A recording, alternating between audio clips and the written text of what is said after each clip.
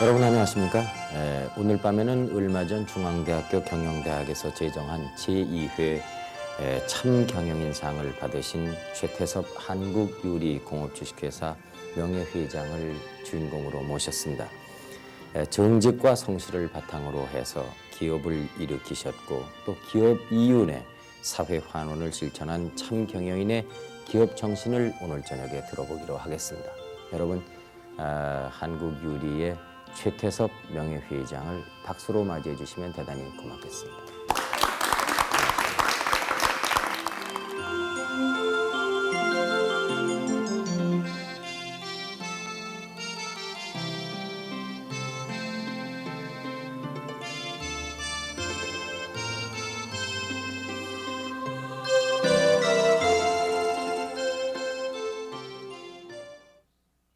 회장님 안녕하십니까? 고맙습니다. 네. 오늘도 이런 자리를 만들어 주셔서 감사합니다. 저희들이 그 진작 모시고 싶었는데 뭐 그동안에 쭉 여러 차례 사양을 하시다가 이번에 참 그 참경영인상을 수상하신 것을 계기로 해서 저희들이 모시게 돼서 영광스럽습니다. 근데 뭐 제가 감히 축하드린다는 말씀도 할 수 없을 정도입니다만은 어찌 그 감회를 여쭤봐도 괜찮을지 모르겠습니다. 고맙습니다. 네. 그 수상 소감이 어떠신지요? 그렇습니다. 제가 그 상을 받으면서 그 답사에서도 제가 얘기를 했는데 제가 뭐 그런 상을 받을 만한 그런 과거를 살펴보면은 네. 그런 자격이 있는 것 같지 않은데 네. 여하간 이렇게 여러분께서 좋게 봐주셔서 그런 상을 주셨는데 저는 이런 얘기를 했습니다. 이게 아마 내 여생이 얼마 안 남았으니까 그 남은 여생을 정말 참 경영인답게 살아라. 네. 그런 격려의 말씀인 줄 알고 제가 받아들였습니다. 네. 제가 알기로는 회장님께서는 연세가 이제 80을 넘기신 걸로 알고 있습니다만은 요즘 건강은 어떠하신지요? 그렇습니다. 제가 지금 우리 나이로 하면 83이 된 셈이고요. 네. 말으로 하면 82이 된 셈인데 그저 건강은 아직도 괜찮은 편이라고 하지만은 아마 무슨 고개가 있는 것 같아요. 80 전에는 좀 자신이 있었는데 네. 그 후부터는 이렇게 좀 자신이 없어져가지고 그래서 가능한 좀 주기를 많이 하는 그런 정도로 아직 뭐 특별히 나쁘다고 하는 데는 있는 것 같지 않습니다. 네. 예. 그래도 뭐 꾸준한 운동이 필요하실 텐데요. 글쎄입니다. 제가 원래 그 골프를 시작을 했다가 네. 디스크가 있어가지고 네. 골프를 그만두었고 저희 집이 바로 그 남산 가까운 후암동이라고 하는 네. 데 있어서요. 그 남산에 쭉 이제 시간만 있으면은 좀 산책을 하는 이제 그 열심으로 해왔죠. 네. 요새는 그것도 기운이 모자라가지고 가기도 하고 안 가기도 하고 뭐 그런 정도의 지금 지내고 있습니다. 네. 예. 네. 그래도 저희가 일년 뵙기에 대단히 건강이 좋으신 것 같아서 감사합니다. 그런데 그 건강이라고 하는 건 뭐 반드시 그런 무슨 몸을 움직여서만 오는 게 아니고 네, 네. 마음을 가진 안에 좀 관계가 있는 것 같아요. 그럼요. 예, 그래서 제가 될 수 있는 대로 마음을 좀 편하게 가져보려고 애를 쓰는 그 또한 건강에 도움이 되지 않는가. 그런 말씀을 늘 하셨다고 그래요. 그래서 제가 오늘도 그 말씀을 좀 확인하고 싶어서 제가 자꾸 재차 여쭤보고 했습니다. 근데 그 한국유리공업의 역사가 35년이 된다고 들었습니다. 그동안에 그 장족의 발전을 이룩하셨다고 들었는데 현재 그 사업 규모와 내용을 좀 간략히 설명을 해 주시겠습니까? 그 시간이 많이 걸려서 자세한 말씀은 못 드리겠습니다만은 가령 알기 쉽게 얼마나 장족의 발전을 했느냐 하는 걸 말씀드린다면은 저희들이 공장을 처음에 만들 그 시절에 우리나라의 판유리라고 하는 그 창에 연 판유리 창유리죠. 그것이 그걸 또 단일 상자라고 얘기를 합니다. 그것도 뭐 얘기하려면 시간이 걸리기 때문에 여하간 상자라고 얘기를 하는데 한 10만 상자 정도로 출발을 한 겁니다. 근데 그때 우리 국내 수요를 저희들이 파악하기에는 그저 한 3, 4만 상자. 그래서 이제 좀 크게 공장을 만든다는 것이 10만 상자로 출발을 했는데 놀라지 마십시오. 지난해 저희들이 960만 상자를 생산을 했고 금년에 나면 한 1100만 상자 이상을 생산할 그럴 정도로 장족의 발전을 한 셈이죠. 100배를 신장하셨어요. 그렇게 된 셈이죠. 숫자로 봐서 이제 그렇게밖에 안 나오죠. 종업원은 몇 사람이나 됩니까? 종업원은 지금 한국유리 본 회사만 지금 한 3,000명 가까운 종업원이 있고 그 계열 회사를 다 합하면 한 6,000명 정도의 지금 종업원이 있다고 이렇게 말씀을 드릴 수 있겠습니다. 물론 시기에 따라 좀 왔다 갔다 하긴 합니다만 대체로 그렇게 말씀을 드릴 수 있습니다. 계열사는 몇 개 사나? 지금 계열사는 아마 제가 알기에는 한 6개 정도 있지 않는가 이렇게 보면 근데 전부 유리 제품만 내기로. 지금은 그 마다드님께 경영권을 그 인계해 주시고 그리고 명예회장으로 계시다고 들었습니다. 근데 하시는 일은 어떤 일입니까? 회사에 출근하십니까? 예, 저도 이제 그 뭐 이름이 명예회장이라고 하는 것은 시간을 지키지 않아도 된다 하는 정도의 지금 얘기입니다. 네. 그렇다고 해서 뭐 집에 두루 있을 수도 없고 아직도 이럴 건강이 있으니까. 그래서 회사에 거의 매일 나오긴 하는데 네. 나와서 이제 제가 원래 창설한 기업이고 하기 때문에 회사 임원들이라든지 뭐 사장 이하 여러분들이 이제 혹 중요한 일이 있으면 자문을 한다고 할까. 네, 제가 나와서 얘기를 해서 의견을 물어보기도 하고 이제 그런 일을 제가 회사 일을 감당을 하고 있는 셈이고. 네. 그 밖에는 제가 이제 어떻게 돼가지고 각 사회단체 특히 제가 기독교인 관계를 기독교 단체 뭐 이런 데 많이 이름이 나가 있으니까 네. 거기에 관여하는 일 때문에도 시간을 많이 뺏기고 있어서 심심치는 않은 정도가 되는 거죠. 네, 그러시군요. 그 회장님의 과거를 좀 여쭤봐도 괜찮을까 싶습니다. 그럼요. 뭐. 회장님께서는 성장기에 가장 큰 영향을 받으신 분이 어떤 분이라고 지금 회고하실 수 있습니까? 글쎄요, 제가 지금 이제 세상 떠난 분 중에서는 두 분을 제가 늘 얘기를 하는데 한 분은 조만식 선생이라고 고당 선생이라고 합니다만은 참 애국적 그 일을 많이 하셨고 뭐 그분의 그 경력을 다 얘기할 수는 없습니다만은 특히 제가 요새 와서 이 시대에 맞는 그런 말씀을 거의 100년 가까이 전에 어떻게 그런 말씀을 했나 하는 그런 감동적인 기억을 제가 하고 있는 두 가지를 말씀드리면 그 첫째는 그분이 아주 그 국산애용을 많이 했습니다. 아주 그냥 뭐 자기 양복을 입지 않고 학교에 교장 뭐 선생할 때도 두루맥이 있고 뭐 이런 식으로 이제 그 국산애용을 많이 했다고 하는 것을 제가 참 그 훌륭한 분이었다 이렇게 느꼈고 그 다음에는 그분이 뭘 얘기하냐면 고향을 묻지 말라 그랬습니다. 저희들한테 가르칠 때도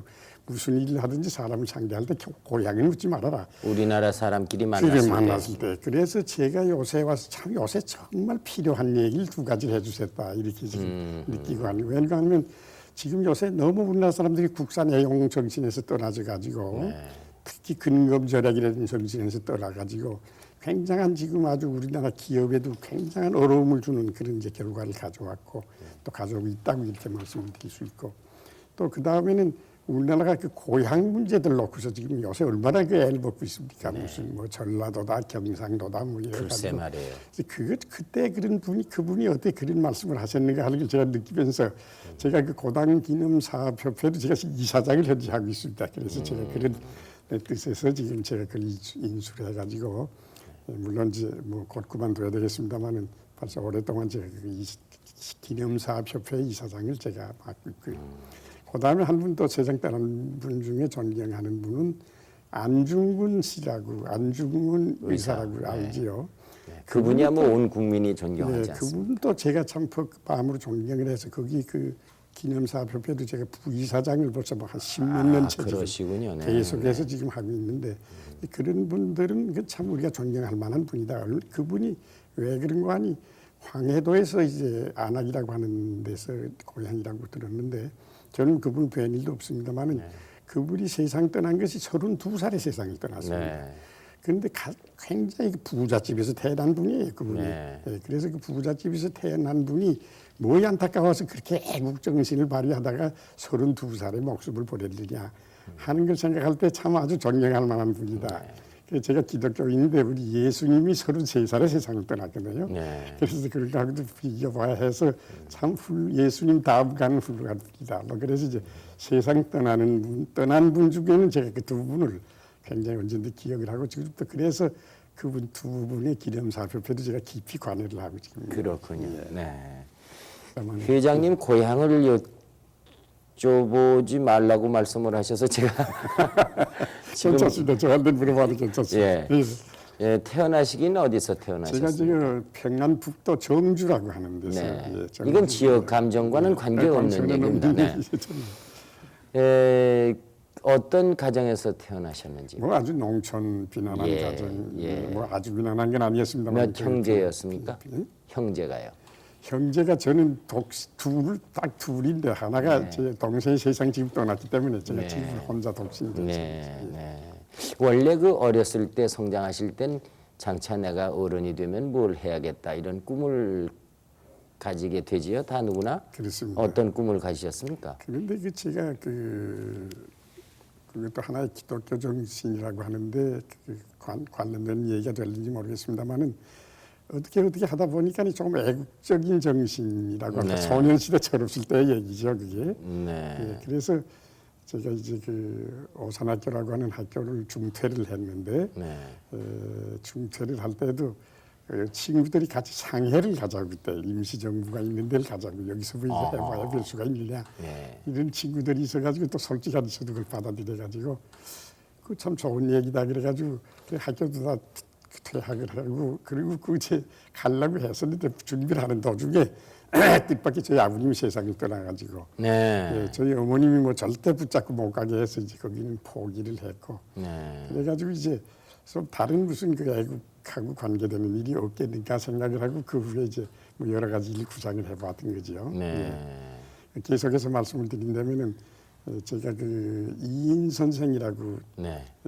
여기 변호사로 유명한 분이 네. 계셨죠. 네. 어떻게 일연이 있어가지고 서울에 와서는 저하고 그분하고 앞뒷집에 사는 그런 네. 이 계기도 있었습니다만은 그분이 이제 제가 그 이자처럼 평안북도 시골에 사는데 그때 뭐 잡지 신문 이걸 통해 가지고 굉장히 그 애국자들 말하면 변론하는 재판받는 그런데 그분이 굉장히 그 무료 변론을 하면서 해준다는 그런 얘기를 듣고 그때 시절에는 요새처럼 뭐 법과대학을 나오지 않아도 네. 이제 공부해가지고 시험을 쳐서 합격하는 변호사 시험 합격하는 네. 그런 제도가 있었어요. 네. 그래서 이제 변호사가 돼보겠다고 또 한동안 또 그런 일도 있었죠. 네. 예. 그런데 또 그것도 이제 중간에 가다가 또 사정이 있어서 네. 제가 그 변호사도 포기할 수밖에 없는 그런 이제 그 상태에서 또 조금 진전이 된 거지요. 네. 그 다음 말씀을 어떻게 할까요? 계속해서 어떻게 네. 그럼 사업은 언제부터 시작하셨어요? 그래가지고 일본 사람한테 좀 무슨 간섭을 덜 받는 무슨 내가 앞으로 할 일이 없겠느냐 네. 이렇게 생각한 것이 기업의 발을 들이게 됐다고 이렇게 말씀을 드릴 수 있겠습니다. 그럼 제일 처음에 뭘 하셨습니까? 아이고 말씀 제일 처음에 그때 저희들이 알아보니까 우리나라 사람들이 하는 사업이라고 하는 것이 뭐 양조장, 네. 뭐 혹은 또 그 무슨 저 정미소, 네. 뭐 고무신 공장, 네. 또 그때 이제 여기 경성방지라고 해가지고 저희들이 그때 서울에 살질 않아서 모릅니다만 작은 잡지를 통해서 본 걸 있는데 경성방지라고 하는 뭐 광목 짜는 이제 그런 공장이 있었다고 하는 게 제일 이제 과학적인 공장이다. 뭐 이런 정도의 것들이 우리나라 사람들이 하는 것들. 그렇겠죠. 네. 그래서 이제 거기서 제가 고른 데 이렇게 제일 하기 쉬운 게 정미소다 이래가지고 정미소 시작을 했던 거죠. 네. 예. 제일 처음에 시작했던 게 정미소입니다. 평양에서 시작을 했어요. 잘 됐습니까? 그래가지고 철없을 때 시작을 해가지고 그렇게 20 몇 살 때 얘기가 되는데 그리고 뭐 철없을 때 사장이라고 뭐 조그만 무슨 회사지만은 뭐 회사로 등기도 하지 않은 겁니다만 그렇다고 조그만 무슨 기관에 사장이라고 또 이름이 붙어가지고 네. 그래가지고 어떻게 기독교 정신도 좀 잊어버리고 네. 뭐 아니게나 뭐 요리집도 좀 댕기고 뭐 저거 끌려댕기고 이렇게 하다 보니까 이거 평양 또 요리집이 좋은 데가 많거든요. 그래가지고 어떻게 돼서 돈 좀 쓰고 뭐 어쩌고 하다 보니까 정수가 다 많이 부린 거죠. 한 3대 하는 동안에. 그게 어떻게 되셨어요? 그래서 그때 우리나라 사람들이 농민들이 네. 이 간도성으로 많이 그때 이제 농사하러 가는 그런 이제 기회가 있었어요. 네. 근데 나는 뭐 농사하러 갈 사람은 아니니까 이제 뭐 만주를 가든지 해야지 국내에서 뭐 시작했던 일 다 실패했으니까 만주를 나도 가는 수밖에 없다. 그래서 이제 나는 내가 간도성 가면 내가 농사할 사람도 아니니까 장사를 하려면 아무래도 그때는 일본 시대 봉천이라고 그랬습니다. 네. 지금 심양이라고 하는. 시명이요. 네. 그래 거기 이제 어떻게 연결이 돼가지고 거길 가서 사업을 시작을 했던 거지. 네. 둘째 번 무슨 사업. 사업을 거기서 하셨습니까? 글쎄 지금 잘한 같은 얘기가 됩니다만 그 소년 시절에도 무슨 좀 머리가 있었던지 거기 가서 제가 얼른 생각한 것은 어떤 여기 특산물이 뭐 있을 텐데 뭐의 특산물이냐 이렇게 생각을 하니까 거기 콩이 많이 나요. 네. 그 중국에서는 아주 콩이 참 많이 나는데 그 콩이 많이 나는데 이 콩을 가지고 뭐 이용할 사업이 없겠느냐 뭐 이렇게까지 그래도 어떻게 관심을 갖게 돼가지고 콩에서 기름을 짜면 콩 기름이 되는 겁니다. 네. 그리고 콩 기름을 가지고 뭐 할 게 없겠느냐 또 이렇게 이제 시작을 해가지고 그래서 비누 공장을 처음 시작을 했습니다. 콩기름을 짜가지고. 콩기름을 짜가지고 비누를 맹이는 거죠. 네. 물론 콩기름만 가지고 되는 건 아닙니다만은 네. 한 80%가 이제 콩기름 들어가면 되는 거니까. 그래가지고 세탁 비누를 맹이는 공장을 처음 이제 거기서 조금 그러니까 뭐 장사도 다 실패했으니까 뭐 큰 돈 가지고 간 것도 없고 조금 정리해가지고 간 돈 가지고 조그맣게 이제 비누 공장을 시작을 했다가 그것이 이제 발전이 돼가지고 식용유도 맹길고 그다가 양초도 맹길고 뭐 이래가지고 상당히 큰 그때는 유지가공업이란 말 이름을 그때 붙였죠. 조금 크게 기름을 가지고 한다니까 유지가공업이라고 하는 제조업을 시작을 한 거죠. 그래서 그것이 상당히 발전을 했고요. 그걸 하면서 제 입장이 그때 어떤 또 입장을 제가 이용을 했는가 하니 제가 이제 일본 사람하고 중국 사람 사이에서 장사할 게 뭐였거든요. 제가 일본 말은 이제 학교 다녔으니까 일본 말은 뭐 그래도 곧잘 한다고 하는 편이었고 거기 가서 뭐 이렇게 저렇게 해가지고 중국말도 조금 배워가지고 그래가지고 일본 사람하고 중국 사람 사이에 내가 할 장사가 뭐였겠느냐 하는 걸 찾아본 거죠. 야, 그 어디 무역을 좀 해보자. 지금 무역하니까 뭐 지금처럼 뭐 굉장히 뭐 세계 시장을 상대해서 하는 무역이 아니라 그 일본 사람하고 중국 사람하고 사이에서 큰 일본 회사하고 거래를 해가지고 그러니까 뭐 예를 들면은 미쯔비시라든지 요새도 큰 회사들 있잖아요. 그때도 그 회사들이 굉장히 컸죠. 그래서 그것이 이제 만주의 대련이라고 하는데 그 사람들 지점이 다 나와 있고 그래가지고 그 사람들하고 연결을 해가지고 거기서 이제 물건을 사가지고 중국 사람들한테다 나누어 파는 그런 무역업입니다.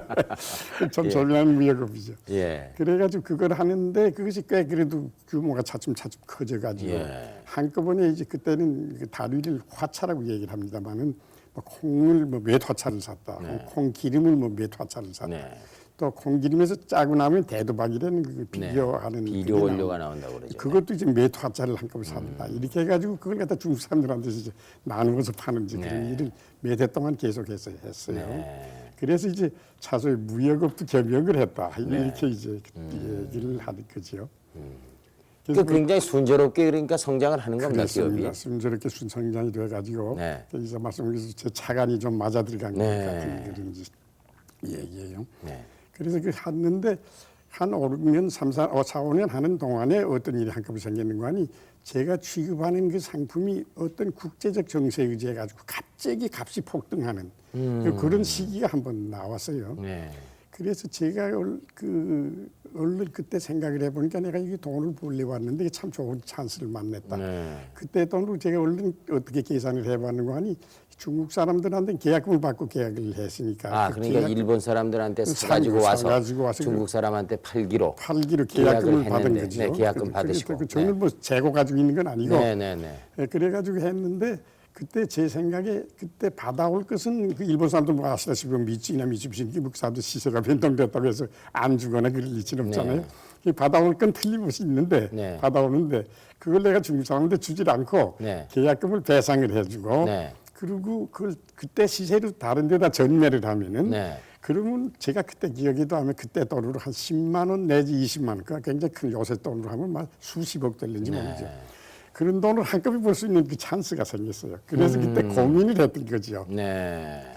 돌아와서 그걸 다 이행을 해버렸습니다. 아니다. 내가 성실해야 된다고. 약속대로 중국 상인들에게 다 그걸 갖다 줬군요. 다 줘버렸더니 그 사람들이 굉장한 돈을 번 거죠. 그 사람들이 그렇겠죠. 그런 받을 생각도 못했던 거 자기도 그저 계약금이나 배상을 받으면 하는 그런 생각을 가졌던 건데 현물을 주러 오니까 굉장히 값도 안 올리고 제값에 계약하는 값에 줘버렸죠. 그랬더니 이 사람들이 중국에는 이제 그때도 상공회의소 여기는 상공회의소라고 얘기해요. 거기 상공회라고 얘기해요. 뭐 거기에 가서 연설들을 하고 말이지 이게 그때는 조선 사람이라 그랬죠. 이 조선 사람 최암우라고 하는 사람이 이게 굉장한 사람이다 그 말이야. 이거 뜻밖의 우리들이 횡재를 했는데 그렇게 신용 있는 사람이 있느냐 말이야. 이래가지고 굉장히 저를 선전을 해준 거죠. 그래가지고 그다음에 장사가 아주 잘 되기 시작을 하는데 그렇겠죠. 뭐 손님들이 그냥 막 매들어서 말이야. 미처 계약서 쓸 사이가 없을 정도로 매들고 말이지. 그래가지고 제가 그때 뭐 10만 원 혹은 20만 원 벌었던 것보다도 더 많은 돈을 벌 수 있었다. 몇 해 동안 더 하면서.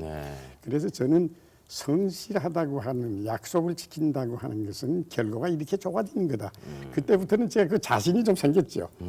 그래서 이제 제가 앞으로 지금 쭉 기업을 지금 저는 50년 지금 기업을 해오는데 50년 동안 기업 해오는데 이제 그걸 많이 제가 주장을 하고 또 그렇게 생각을 결정을 하고 또 그렇게 이행을 해왔다고도 말씀을 드릴 수 있는 거죠. 예. 참 그 한 가지 사건이지만은 그 사건이 오늘날까지 그 회장님께서 기업을 경영하시는 주된 정신이 됐을지도 모르겠습니다. 그렇죠. 철학이 그때 되고요. 저는 생각이 그때 좀 철없었다. 제가 그렇게 생각합니다. 아닙니다. 요새만 그때도 아마 그러지 않았는지 별 말씀을요. 근데 그 일본이 전쟁에 지고 우리가 광복을 찾고 그럴 때까지도 그런 만주에 계셨습니까? 그렇습니다. 네. 뭐 8.15 해방이 될 때는 뭐 이 국내 사람 분들이 아마 더 기뻤겠죠. 네. 저희들도 소수 사람이니까 그때 굉장히 기쁘게 8.15 해방을 맞이했는데 불행히도 제가 그 만주에는 그 미군이 이렇게 나온 게 아니고 미군이 거기도 해도 참 좋았었는데 거기는 이제 소련군이 진주를 했고 이어서 중공군이 그때는 팔로군이라고 얘기했습니다만 중공군이 진주를 했어요. 완전히 공산계통 이제 그 군인들이 진주를 했어요. 그래서 처음에 한 일주일 동안은 그 사람들이 무슨 정책인지 모르지만 아주 치안 유지를 안 했어요. 그래서 사람을 많이 죽이기도 하고 뭐 서로 때려 죽이고 혹은 뭐 약탈을 하고 뺏어가고 뭐 도둑질해가고 뭐 별 혼란이 다 일어났는데 한 일주일 후에는 그 사람들도 이제 이래서는 안 되겠다 그리고 포고령을 발표를 해가지고 이제부터 그런 짓 하면 안 된다 그래가지고 했어요. 좀 진정이 됐어요. 그래서 이제 제가 경영하는 이제 그 제조업하는 공장이 자동차로 한 20-30분 걸리는 이제 그 거리에 있는 공장인데 제가 그 공장에 거기도 재산이 많이 있으니까 이제 가봤죠. 가는데 가다마자 제가 아주 그 정말 연급을 당하다시피 해서 그 종업원들한테 그냥 조그만 방에다가 아주 연급을 당했는데 한 일주일 그래 있다가 마지막 한 일주일 후에 정말 인민 재판을 하는 거죠. 우리 종업원들이 모이고 그다음에 이제 낯선 사람도 상당히 많이 오고. 이래가지고 나가서 재판을 받는데 그 뭐 재판 받는 게 간단합니다. 그 사람들이 한 주일 동안 뭐 자기들 마음대로 허튼 소리 쓴 것을 쭉 읽고 이 사람 어떻게 했으면 좋습니까? 이러고서 물어보는 거죠. 그때 이제 그러면서 하는 거니까 이 사람은 처치해야지요 하고 물어보는 겁니다. 그때 옳소 그러면 끝입니다. 옳소 그러면 뭐 그건 아주 그저 죽는 거죠. 무슨 뭐 다시 뭐 여기서 좀 상고도 못하고 뭐 별거 아무것도 없고 거기서 끝나는 얘기인데. 그 저는 옳소할 얘기가 나오리라고 생각을 했는데 아닙니다만 이자처럼 그 종업원이 그때 한 600-700명 있었거든요. 근데 그 중에 이제 대부분이자 그 사람들하고 연결된 종업원이니까 요새 여기 뭐 운동권 학생들 몇 사람밖에 안 된다는 것처럼 그 몇 사람 안 되는 거죠. 근데 이제 그 중간엔 주로 그 사람들이 이제 활약을 했는데 그 재판 받는 장소에서는 이자처럼 좀 온건한 말하면. 종업원들이 왁 하고 들이셔가지고 그런 우리 사장이 아니다. 내가 뭐 점심도 거저주고 지금도 있지. 그래서 저는 평생 지금 기업을 해서 점심도 거저줍니다. 점심도 그때 중국 사람들은 점심을 거저줄 때는 공장이 많지 않았거든요. 그리고 이제 점심도 거저줘 먹고 뭐 대우도 뭐 다른 공장에 비해서 잘 받았고 뭐 사랑을 받았고 뭐 어쩌고 이 사람들 한창 떠드는 말하면 재판이라 흐지부지 되고 만 거죠. 그래서 이제 제가 거기서 생명을 구했다고 하는 그렇군요. 그런 얘기가 되겠습니다. 귀국은 그럼 언제 하셨나요? 그래가지고 이제 어떻게 해가지고 집에를 와 보니까 저 없는 동안 집이 또 약탈을 전부 다 당해가지고 교회에 가서 다 피난하고 있는 거죠. 거기도 이제 한인회라고 하는 회가 그 후에 급속히 된 거지요. 그래가지고 피난을 갈 사람들 말하면 다시 고국으로 갈 사람들은 보내준 데는 철도국에다 교섭을 해가지고 이제 그 열차를 교섭을 해가지고 나가는. 그래서 저는 8월 말 8월 말 전후해가지고 이제 제가 바로 고국으로 돌아올 수가 있었던 거죠. 가족들 데리고. 그래서 여긴 틀렸다 이렇게 생각을 한 거죠. 단reb을 하고. 그 서울로 오신 건 몇 년도였습니까? 그게 그해 바로 12월 달에 제가 올라왔습니다. 그해 12월 달에. 그게 해방 이듬해입니까? 해방되는 해. 그러면 서울 오셔서는 뭐 연고가 있으셨나요? 그런데 또 재미난 얘기입니다. 제가 그거 보면 조금 머리가 좋았던 게 제가 이제 그때 벌써 삼남 1녀가 생겼어요. 2녀가 생겼어요. 그래서 애들을 앞으로 공부를 시키려면 아무래도 우리는 애들을 서울에 가서 공부를 시켜야 되지 않느냐. 뭐 그런 생각을 가지고 서울에도 재산을 조금 분산을 했었습니다. 그래서 여기 누상동이라고 하는데 집도 그때 돈을 한 10,000원짜리를 하나 샀댔고 여기 또 뭐 천안이라고 하는데 다 농장도 뭐 조그만 걸 하나 샀댔고 이제 그렇게 이제 조금 준비를 했던 게 있어서 그렇게 이제 바로 여기 올라올 수가 있었죠. 서울 가도 그렇군요. 굶질 않는다 그래가지고 네, 올라왔던 거죠. 근데 그래가지고 서울에 오시면 뭐 지분이 있어도 또 사업체는 다 없어진 것 아니겠습니까? 물론 사업체는 다 없어진 거죠. 네. 그래가지고 서울에 올라와 가지고 또 그게 이제 그 성실성하고도 관계가 있는 겁니다. 네. 뭐 저도 이자처럼 뭐 아무것도 거기까지 가가지고 무슨 사업을 시작할 수는 없으니까 그거는 이제 뭐 학비 조달하는 정도 네. 이제 그 재산이기 때문에 그랬는데 또 친구들이 그거 놀지 말고 뭘 해보자. 네. 그래가지고 친구들도 자기들 좀 출자를 해준다. 이래가지고 저도 또 있는 농장 뭐 그것도 도로 다 팔고 그래가지고 이제 다시 또 조그마한 무역회사를 하나 시작을 했던 거죠. 예. 그 무역회사는 잘 됐습니까? 아이고 무역회사가 너무 잘 됐습니다. 그게 네. 또 하나 참 이상한 것이 제 자랑 같은 얘기가 자꾸 됩니다만은 제가 중국에 있을 때 중국 사람들 하고 접촉을 하는 동안에 그 사람들이 우리나라에서 나는 오징어를 참 좋아해요. 그래서 제가 그저 상식적으로 우리나라 여기 저 울릉도라고 하는데 오징어가 많다지 않습니까? 네. 그래서 그 오징어를 사서 그때 이제 아주 홍콩 시장에도 정식으로 못할 때고 마카오라고 하는 게 아주 네, 자유항이 있어가지고 거기다가 이제 하는데 그래 마카오 무역이라고 그랬죠. 근데 실제 물건은 홍콩에 싣고 나가고 마카오에 내 간다 그러고 이제 내가 그랬죠. 그랬는데 그거를 하면서 이제 그 오징어를 내다 팔고 그러니까 중국 사람들 그 좋아하는 줄 알기 때문에 그걸 홍콩 시장에다 내다 팔고 거기서 이제 생고무를 사다가 거기에다 조그만 고무 공장을 또 하나 만들어 가지고 뭐 이런 식으로 해서 또 발전을 또 하기 시작을 한 거죠. 그래서 그 무역회사가 굉장히 발전을 해가지고 아주 그 한 2년 반, 근 3년 채 못 되는 동안에 상당히 발전을 했댔어요. 그래서 여기 무역회사, 저 무역협회 그 잡지에 보면은 그 오징어 수출했다는 그 기록이 이제 나오는데, 그래서 그런 수출을 하고 그 다음에 제가 뭘 했느냐면은 일본 사람들도 그때 아주 궁한 때거든요. 전후에 아주 먹을 것도 없고 하죠. 우리나라에서 김이나 혹은 저 멸치 이런 거를 일본에다 또 수출할 수 있었어요. 그래서 이제 그 일본에다 또 그 수출을 하고 그래가지고 일본에서는 제가 뭘 사왔는 거 아니 판유리 사다가 팔았어요. 그래서 이제 그게 이제 유리 공장에 인연이 된 겁니다. 그렇군요. 판유리라는 게 뭘 가지고 무슨 원료를 가지고 만들고 뭐 어떻게 만든다는 정도는 이제 상식적으로 아는 거죠. 기술적으로 아는 거죠. 그럼 일사후퇴 뭐 그 6.25 전쟁 이런 난리통에는 어떻게 하셨습니까? 어디로 피난을 가셨습니까? 그래서 이제 처음에 바로 6.25 때 제가 피난을 갔는데 그때는 이제 가족을 데리고 갈 생각을 안 하고 제가 소사라고 하는데 농장이 조그만 거 하나 있었어요. 그래서 거기다가 가족을 내다 두고선 저 혼자 부산으로 피난 갔습니다. 근데 아시다시피 그때 뭐 전부 대구도 무너진다, 마산도 무너진다 할 정도로 가서 부산에서 굉장히 마음을 졸이고 있었어요. 이게 가족도 못 데리고 나왔는데 이거 어떻게 하느냐. 혼자 도망갈 수도 없고 말이야. 그런 걱정을 했는데 다행히 이제 9.18이라고 해가지고 9월 18일에 다시 수복을 한 거죠. 그 수복할 때 이제 제가 올라왔습니다. 서울에 다시 올라오니까 가족들이 다행히 다 무사했고 그래 올라와서 제가 또 그때 기업인이니까 군대에 있는 친구들이 있어가지고 그 놀고 있으면 뭐하느냐 뭐 요 갑자기가 된 일이지만 뭘 같이 간단한 일이라도 해서 군에하고 좀 납품하는 무슨 그런 일 해보면 어떠냐 뭐 이런 얘기가 또 나왔어요. 그게 뭐 하랬냐 그랬더니 무짠지라는 거 지금도 제가 이 잠시 이런 데 나가보면 그때 기억이 늘 납니다만은 무짠지를 맹길해서 납품을 하고 그럼 제일 하기 쉬운 거거든요. 무짠지 맹긴다는 게 닭구멍이라는 거죠. 그래서 그거야 뭐 제일 뭐 맹기고 또 기술자도 많이 있고 해서 그 기술자 택해가지고 제가 그 잠시 이런 데 나가보니까 그게 전부 무밭이에요. 그 무밭을 아주 하나 사가지고 그래가지고 거기서 그 무를 뽑아가 사가지고 무짠지를 맹길해서 납품을 하는 그런 일을 했는데 재미나는 얘기가 그 토막이 하나 더 있지요. 그 무짠지를 먹이려고 하는데 뭐 피난 갔다가 오니까 갑자기 그거 먹일만 한 자본도 없었거든요.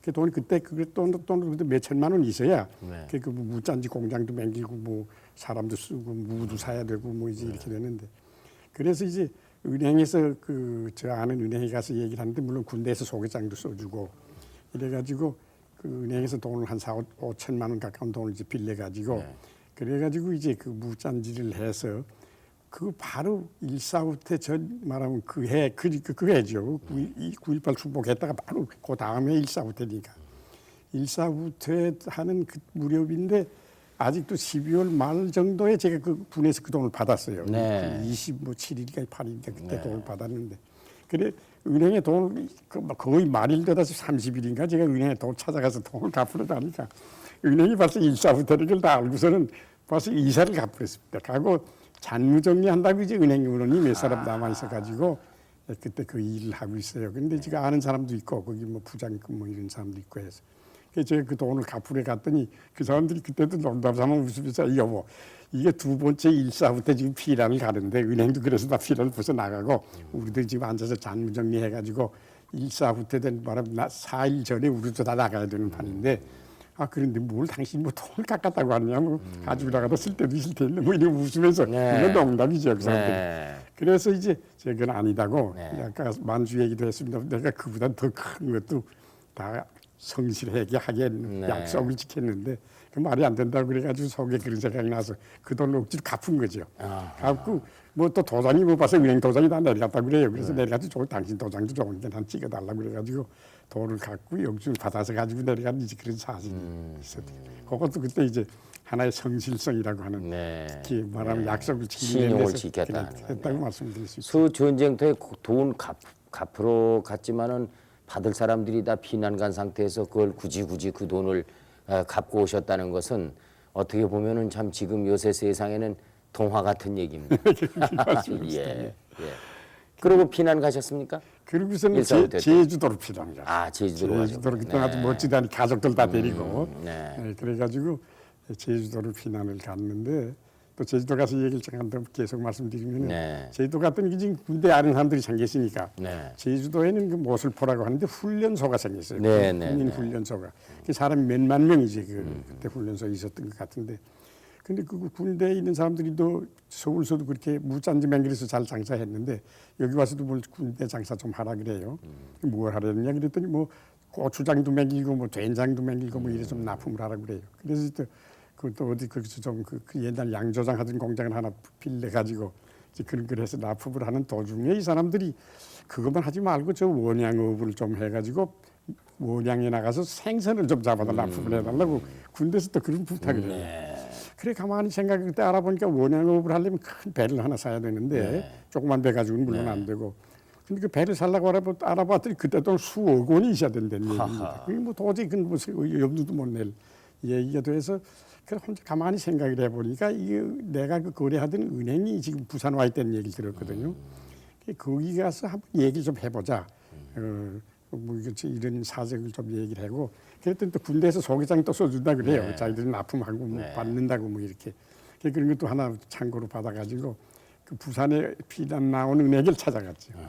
은행을 찾아가서 행장에 물론 안면이 있던 사람이 거래하는 은행이니까 찾아갔더니 그 사람한테 이제 그런 얘기를 다 하고 돈 한 2억을 좀 빌려달라고 했더니 깜짝 놀라더니 그러고서 내가 그 영수증을 내놓고서 얘기를 했습니다. 이거 다 은행 돈 이렇게 갖고 나온 사람이라고 했더니 아 자기도 보고를 받았는데 그 당신이 됐냐고 이래가지고 은행장이 뭐 그냥 아주 눈물이 글썽여서 하다시피 하더니 그래서 그 자리에서 중역에 소집을 하라고 그러더니 거기서 중역회사도 결의가 돼가지고 그때 돈 2억을 빌릴 수가 있었어요. 그게 이제 저도 그 성실하다고 하는 거 말하면 약속을 지킨다고 하는 것이 그렇게 아주 즉각으로 효과가 나는 거다. 그래서 이제 그때도 뭐 담보 얘기가 나와가지고 담보는 어떻게 하느냐. 그래서 이제 제가 뭐 담보 이제 배 사게 되면 그 차트 후치 담보라는 게 있지 않습니까? 배 사면 내가 도망가진 않으니까 그거 갖다가 담보 지키다 이렇게 얘기를 했더니 그 좋다고 담보 그렇게 하기로 하고 돈 빌려주라 이렇게 돼서 이제 그때 돈은 은행에서 수억 원을 빌려가지고 원양업도 했다고 하는 이런 얘기를 말씀드릴 수 있겠죠. 물론 그 은행에 그 빌린 돈은 갚으셨고. 물론 뭐 지금 다 갚아 있는 거죠. 예. 그 유리공업을 시작하신 것은 지금으로부터 35년 전이었다 이렇게 그렇습니다. 말씀하셨는데 그 35년 전에 원양업 하시고 무엇이고 하던 것을 다 정리하셔서 왜 유리공업을 하셨습니까? 그런데 그게 이제 제가 그 아까 기독교 정신 얘기를 했습니다만 항상 이제 봉사라고 하는 게 하나 늘 끼어 있는 거죠. 사랑, 봉사, 희생을 얘기를 하는데 그래서 저도 이제 잠재의식이 머릿속에 뭐 있었는 거 아니 같은 돈벌이를 해도 좀 봉사하는 성격이 있는 걸 뭘 하는 게 좋지 않느냐 이런 생각이 이제 잠재의식이 있었던 거지요. 그래서 이제 피난 돌아다니다가 이제 다시 수복을 해서 올라오니까 올라와서 서울시를 한번 돌아보니까 서울이 뭐 거의 폐허가 되다시피 했는데 제 생각에는 이걸 언제든 재건해야 될 거 아니냐. 이걸 재건하는데 내가 좀 봉사할 게 없겠느냐. 이런 생각을 해본 겁니다. 그런데 재건을 하는데 봉사한다는 게 뭐 여러 가지가 있겠는데 내가 좀 상식적으로 아는 것이 이거 이거 재건하려면 판유리가 필요할 거 아니냐. 네. 아까 말씀드린 것처럼 판유리라고 하는 게 내가 좀 상식이 있었단 말이에요. 네. 판유리 수입에다 팔았으니까. 예. 그래서 판유리를 맹길해서 이거 가지고 좀 봉사도 하고 아니 안에 돈 벌도 될 것 같다. 뭐 이런 생각을 해본 거죠. 그래서 이제 판유리 시작이 된 거예요. 네, 그렇군요. 이 기업 외에 말이죠. 한국 그 국제 기아 대책기구 이사장직도 맡고 계신 걸로 제가 들었거든요. 근데 그 기아 대책기구라는 것은 언제 발족한 것이고 요 근래는 어떤 그 일을 하게 됩니까? 글쎄, 그게 지금 저도 뭐 그 깊이 처음부터 이렇게 거기에 대한 내용을 알아서 시작한 일은 아니고요. 그래서 저도 상식적으로 들은 얘기인데 또 잘 아시다시피 그 지금 아직도 지구촌에서는 유엔이 발표하기를 1년에 1,300만 명, 말하면 우리 서울 시민만한 그런 정도 사람들이 굶어 죽는다. 이제 이렇게 지금 얘기를 제가 듣고 있고 또 이제 그 나라들을 그냥 내버려둬서는 안 되겠으니까 유엔에서 각 선진국에다가 주선을 해가지고 기아 대책기구라는 그 기구를 만들어서 좀 돕는 그런 방법들을 강구해라 하면 이렇게 주선을 한 것 같습니다. 뭐 유엔이 직접 경영하는 건 물론 아니고요. 그래가지고 선진국에는 뭐 미국을 위시해가지고 카나다 뭐 이런 선진국에서는 벌써 오래전에 그런 기아 대책기구라는 것이 설립 조직이 됐고 아시아에서는 제가 알기에는 한 9년인가 10년 전에 일본에 그것이 조직이 돼 있어가지고 일본에 이제 그 조직이 아시아에서는 조직이 된 것이 일본이 하나밖에 없었고 우리가 이제 89년에 비로소 처음으로 그걸 조직해보자 그런 것들이 이제 여기 기독교인 계통 혹은 또 뜻있는 분들이 몇 분 이제 그런 얘기들을 해가지고 시작을 해보자 그래서 조직이 됐어요. 네. 근데 그 조직이 됐는데 어떻게 돼가지고 저도 그렇게 조직 멤버에 한 사람 처음에 들어갔던 거죠. 그랬더니 절대로 이제 그 자소위 회장을 해라 뭐 이렇게 돼가지고 그래서 이제 제가 그 회장을 맡기로 뭐 처음에 사양을 물론 많이 했습니다만은 그 회장을 맡으면서 제가 제 생각에는 그냥 뭐 무의미하게 맡은 건 저는 아니에요. 네. 첫째는 제가 무슨 생각을 했는가 하니 아까 말씀드린 것처럼 우리 공장 그 자체도 그것이 그때 아까 말씀드린 것처럼 정부가 피난당기다가 나도 피난당기다 왔으면 자본이 있어서 공장 맹 건 아니거든요. 그 유엔 원조 기관에서 그때 이제 우리나라에도 먹을 거 입을 거를 갖다 주다가 그 웅쿠라라고 하는 기관을 만들어 가지고 거기에서 산업 기관을 몇 개 만들어 준다. 그래서 거기에 저희들이 편성해 가지고 직접도 부탁을 했지만은 우리 정부가 또 앞서서 그 인도를 해서 그때 거기다 판유리 공장 하나 여달라. 뭐 잘 아시는 말씀이지만 그때 이제 세 가지 그 기간 산업이라고 만들어 줬는데 거기에 이제 충주 비료라고 하는 비료 공장하고 문경 세멘트라고 하는 거하고 저희 인천 판유리라고 하는 세 개를 그때 기간 산업이라 해서 인프라 자금으로 만들어 줬거든요. 그러니까 저희들도 이제 제 생각에 그 생각도 나고 그 우리도 그때 6.25 때 그 사람들이 도움을 받지 않았다고 하면 굶어 죽을 사람도 있을 거지 뭐. 뿐만 아니라 기업 같은 건 생각도 못 했을 거 아니냐. 그런데 그런 것들 생각을 하면 우리가 지금 이 정도 됐으니까 그 남을 좀 굶어 죽는 사람 도와야 되지 않느냐. 저도 그래서 이제 공명을 하게 된 거죠. 그래서 이제 그 공명을 했고 여기에 참여한 사람이 수가 한 2만 명에 가까운 사람이 그거 이제 돕는데 참여를 했어요. 그래서 제가 아까 말씀드린 것처럼 그 많은 사람들한테 돕는 습관을 참 시켜줬다. 뭐 지금 그 과소비하는 사람들이 얼마나 자극을 받았는가 그건 아직도 나타나는 게 없어 모르겠고요. 그러나 눈에 보이지 않게 정신적인 그래서 문제가 기독교 복음 전하는 것도 지금 한 전도사를 2사람쯤 보냈습니다. 네. 그래서 이제 그 우리를 가장하고 들어가서 여러 이렇게 잘해라 그래가지고 이제 하게 되는데 뭘 봐 아직 성과가 나는지 모르겠습니다만 그런 식으로 많은 사람들이 남을 돕는 데는데 참여를 해준다. 그런데 이제 불과 2년 됐는데 이제 앞으로 좀 더 많은 사람들이 이제 참여할 수도 있지 않겠느냐. 뭐 이렇게 보는 거죠. 그래서 작년에는 돈이 그 사람들이 30만 불 해보려고 그랬는데 돈이 한 80만 불 들어왔습니다. 작년에. 80만 불을 다 그래서 보냈습니다. 63만 불을 작년에 거기다 보내주고 나머지는 저희들이 본부에 특별히 양해를 얻어가지고 작년에 우리 수회도 있지 않았습니까? 또 이것이 뭐 국내에도 하지 말라는 얘기는 아니니까 우리 국내에도 어려운 게 있으면 하라. 아직 우리 국내 뭐 굶어 죽는 데서 할 거질 없으니까. 근데 작년에 수회 나는데도 좀 도왔고 또 중공에서 이 기관을 알고 작년에 좀 도와달라고 또 연락이 와서 작년에 수회가 중공에도 크게 났거든요. 그것도 돕고 뭐 이런 식으로 이제 80만 불 중에서 63만 불은 본부에 보내고 나머지 이제 저희들이 좀 자유로이 그런 이제 돕는 일에도 갔다. 뭐 이런 말씀. 그래서 많이 발전이 된 겁니다. 그렇군요. 그 들어 제가 한 말씀만 더 여쭤보겠습니다. 참 어린 소년 시절에 조만식 선생님으로부터 들으신 그 두 마디의 그 좌우명을 지금까지도 지켜오셨고 또 참 격동의 세월을 사시면서 사경을 헤매시고 여러 번 정말 참 어려운 고비를 넘기시고도 오늘날 이렇게 기업을 전문화시켜서 세계 정상에 오를 정도의 기업을 만드셨습니다. 아울러 이번에 그 참 경영인 상도 수상을 하신 팔순을 넘기신 정말 원로 경영인의 한 분으로서 오늘날 우리 기업하는 후배들에게 꼭 이것만은 내가 언제 기회 있으면은 해주고 싶은 얘기였다.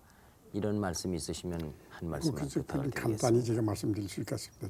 제 경험에 비추어서 저는 이제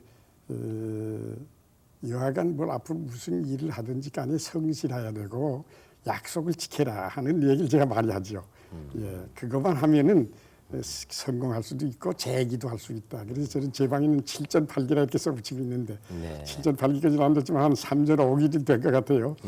그래서 이제 그런 식으로 역시 일어날 수 있는 그 기초가 어디서 왔느냐 하면 성실했기 때문에 주위의 사람들도 도와주고 이래가지고 또 재기할 수 있고 재기할 수 있었다고 하는 걸 내가 젊은 사람들한테 많이 얘기를 하고 있죠. 잘 알겠습니다. 성실이 제일이군요. 저도 그렇게 생각을 합니다. 제 경험에 비추어서 지금 제가 그런 얘기를 합니다. 다시 한번 그 참 경영인상을 수상하신 것을 진심으로 축하를 드리고요. 그리고 참 바쁘신 가운데 이렇게 나와주신 것을 고맙게 생각을 합니다. 아무쪼록 건강하시고 지금까지 쭉 해오신 경험을 바탕으로 해서 후진양성과 우리 기업 발전에 많은 그 이바지가 있으시기를 바람하지 않습니다. 과찬의 말씀입니다. 회장님 오늘 대단히 너무 고맙습니다. 고맙습니다. 지금까지 그 참 경영인상의 영예를 차지하신 최태섭 한국유리공업의 명예회장을 모시고 팔순을 넘기시면서까지 오늘날 그 일선에서 이렇게 경영을 해오고 계신 한 성실한 기업인의 여러 가지 배울 만한 좌우명이라든가 철학이라든가 이런 정신을 들었습니다. 여러분에게 많은 도움이 됐을 줄로 알고 오늘 여기서 작별 인사를 드리겠습니다. 여러분 대단히 고맙습니다. 안녕히 주무십시오.